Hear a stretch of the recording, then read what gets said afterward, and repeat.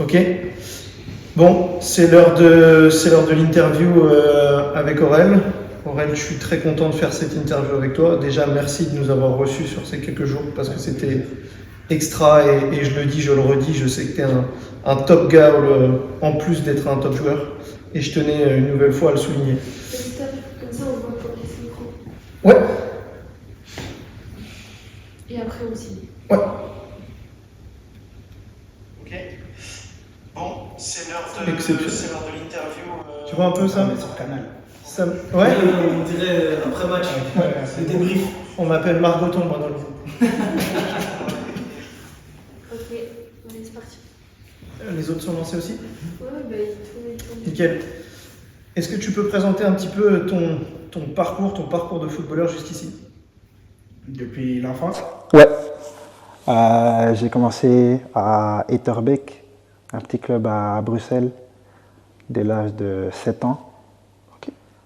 Après quelques mois, j'avais un match amical contre, je sais plus c'était contre qui, mais il y a Anderlecht qui est venu à ce match, ils m'ont scouté et voilà, ils m'ont apprécié. Ma mère était là au stade et ils ont dit à ma mère en gros qu'ils voulaient que j'aille faire un essai là-bas.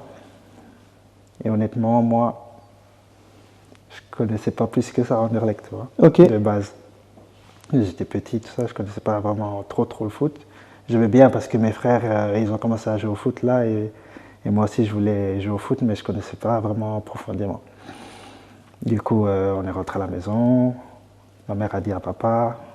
Papa a entendu Anderlecht, il connaissait très bien. Donc voilà, il m'a dit il faut que j'y aille. Ok. Il faut que j'y aille. Moi, j'étais pas chaud, je voulais rester avec mes potes au quartier. Et voilà, finalement, je suis parti. Les premiers entraînements, je ne suis même pas allé, puisque on est tombé dans les embouteillages. Et puis, voilà, deuxième entraînement, je suis allé et c'est bien passé. Après 2-3 entraînements, il voulait déjà que je signe. Donc voilà, à Anderlecht, je suis resté de mes 7 ans jusqu'à mes 17 ans, je pense. D'accord. 17 ou 18 ans, de U7 à U21. Et puis je ne suis pas passé pro à Anderlecht, donc j'ai voulu aller ailleurs. J'ai eu Dortmund. Je suis parti un an après à Dortmund, en U19. On a gagné le championnat, j'ai fait une belle saison, etc. Et après ça, Stuttgart m'a acheté. D'accord. En 2017, je pense. D'accord. Stuttgart m'a acheté. Stuttgart, j'ai fait 5 saisons à Stuttgart. Première saison pro, je fais 22 matchs, je pense. 22 matchs. L'année d'après, je veux plus, mais le club ne me garantit pas plus. Du coup, je me suis dit que je vais aller chercher un prêt. Je suis parti à Hambourg, une saison. Très belle saison. On essaie de remonter en Bundesliga. Malheureusement, on loupe le maintien vraiment la deuxième partie de saison. On avait je ne sais pas combien de points d'avance sur Cologne. Au final, on s'écroule. On loupe le maintien. Je retourne à Stuttgart. Stuttgart est descendu en Division 2. L'année où moi j'étais en prêt. Relou un peu. Déçu, mais je dois rester. On remonte. D'accord. On remonte. Là, je joue une année en Bundesliga. 2 années. Et après Nottingham. Nottingham. Je fais une année. Une demi-année maintenant et maintenant je suis à Lyon. Ouais, et on va en parler un peu plus tard de ce transfert à l'OL. Qu'est-ce que t'aimes dans le football? Pourquoi le football? Le football, moi j'aime bien les stades pleins, les émotions que le football procure. Je pense que c'est pas dans tous les sports pareil. Je pense que le football, ça peut réunir beaucoup de gens ensemble, même des gens qui n'aiment pas le foot. Autour du foot, ils peuvent sur un match aimer. Donc voilà, je pense que c'est des émotions que tu retrouves que dans ce sport. Et c'est ça que j'aime moi. Je suis plutôt d'accord avec toi par rapport à tout ça. Là-dessus, sur le football, tu es déjà un bosseur, on le sait. À côté du football, je sais que tu bosses aussi, je suis bien placé pour en parler là-dessus. Sur quoi tu as décidé de bosser aussi à côté du foot? Ben, plusieurs choses, hein. Je travaille par exemple sur mon alimentation.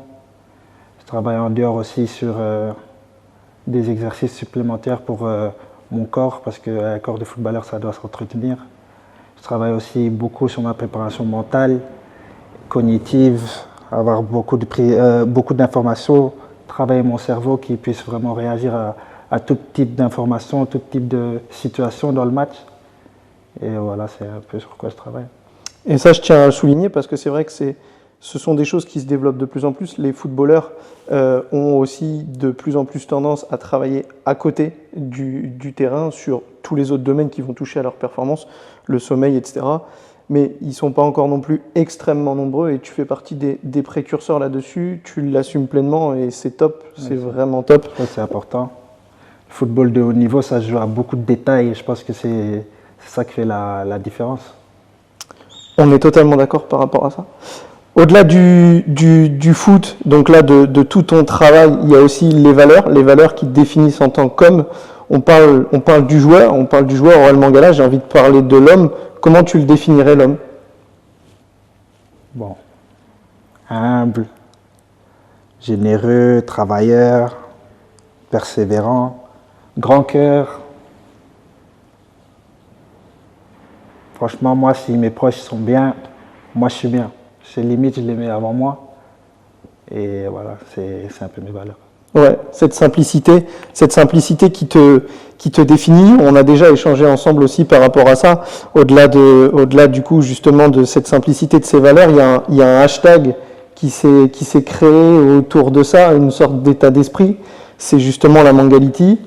C'est un peu le joueur et l'homme confondus qui définissent la Mangality. Ouais, moi je pense que Mangality, c'est le hashtag où les gens ils vont se reconnaître en moi. J'essaye d'inspirer à ma manière. Je pense que on peut aussi atteindre le top niveau en étant quelqu'un de simple et c'est ce que moi je veux montrer aussi aux gens, que tu n'as pas besoin de faire des choses extravagantes, montrer que tu es la personne que tu es.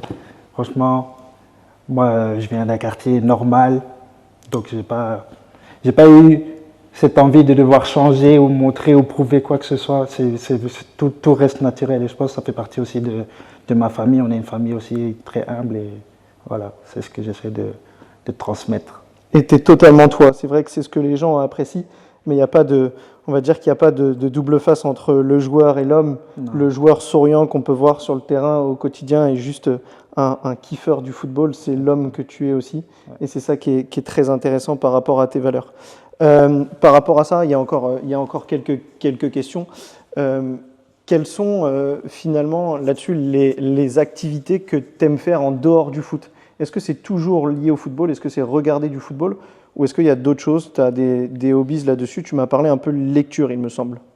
Ouais, de temps en temps, je sais que mon père, il me dit beaucoup que les livres, c'est ça qui fait que tu vas t'instruire.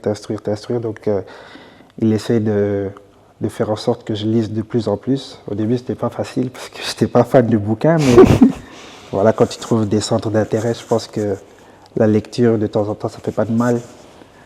Et sinon, j'aime bien regarder des films, des séries. Je suis pas très sorteur, je suis plutôt casanier. Mais quand je suis à la maison, je suis bien. J'ai toujours des trucs à faire. Et il y a également là, il y a eu un transfert à l'OL. Moi, ce qui m'intéresse, c'est aussi de parler au-delà du joueur, comme je te l'ai dit, l'objectif de cette interview, c'est aussi de parler de l'homme et parfois des difficultés d'adaptation dont on ne se rend pas forcément compte. Raconte-nous un petit peu justement, par rapport aux dernières heures, là, comment ça s'est fait et comment tu as dû faire une adaptation express entre Nottingham, une fin de mercato, arriver à Lyon et devoir tout de suite t'adapter. Bah, honnêtement, à Nottingham, j'étais très bien, j'étais à l'aise, j'avais ma maison, etc. J'avais mes repères et ça s'est fait très vite, le transfert à l'OL en fait. Ça s'est fait très vite et voilà, j'avais pas le temps vraiment j'avais pas de période d'adaptation en fait. Ouais. Je devais direct me mettre dans le bain, on était dans une situation où on devait sortir du maintien le plus vite possible. Et voilà, je suis arrivé et l'objectif c'était tout de suite de me mettre dans le bain et de pouvoir apporter à l'équipe ce dont ils ont besoin. Et c'est là où j'ai envie de louer justement ce travail aussi que tu fais en dehors et sur le terrain. Je dis toujours que le travail paye, tôt ou tard. Pour toi, il paye tôt, ils payent tard, mais parce que tu es capable de le faire sur la durée. Ouais. Et ça, il y a très peu de joueurs qui sont capables de le faire. Le temps d'adaptation, et le temps d'adaptation qui a été très court, c'est aussi lié au fait que tu fais attention à tout ce que tu vas faire sur le terrain et en dehors du terrain. Et ça, c'est pas anodin. Et encore une fois, il faut le souligner. Pour terminer un petit peu cette interview, on me pose souvent la question, qu'est-ce qui fait, pourquoi travailler avec MPerf, donc avec moi? Je réponds souvent que la meilleure des réponses, elle vient des athlètes qui me font confiance, parce que j'aime pas me vendre, c'est difficile pour moi, mais je dis que ce sont les athlètes qui font le mieux à parler de moi et de mon travail. Qu'est-ce que tu dirais sur pourquoi travailler avec MPerf, pourquoi tu travailles avec moi? Moi, mon histoire avec MPerf, elle est très facile. J'étais dans une année difficile à Stuttgart où on jouait le maintien et on m'a présenté à MPerf dans une situation où moi j'étais vraiment mentalement pas dans les meilleures conditions, on va dire. Et voilà, on avait une fin de saison importante et là je sentais que mentalement j'avais besoin d'un boost. Et quand on m'a présenté, on a fait les premiers appels, etc. Et j'ai senti directement que je pouvais te faire confiance. Donc, dès les 2-3 premiers appels, j'ai senti que voilà, il y avait une confiance entre nous et que je pouvais te dire les choses. Ça allait rester entre nous.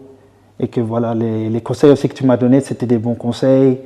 Tu remettais toujours en avant les qualités que j'avais. Et que voilà, c'est ça qui devait sortir à chaque fois sur le terrain. Je ne devais jamais douter de moi. Et c'est ça, des fois quand tu joues au foot, tu peux parfois douter. Mais toi, tu faisais en sorte qu'à chaque fois ma confiance elle soit toujours au même level. Parce que des fois, tu peux faire un bon match, ta confiance elle est là. Tu fais un mauvais match, elle est là.